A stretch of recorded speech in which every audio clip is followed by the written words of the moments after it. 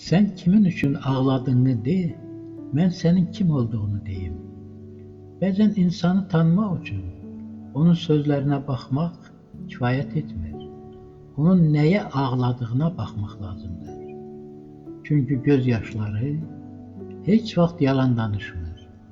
İnsan kimin üçün ağlayırsa, orada onun ürəyi yaşayır.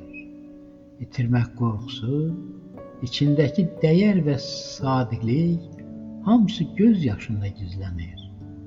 Hər kəs güclü görünə bilər. Hər kəs susa bilər. Hər kəs rol oynaya bilər.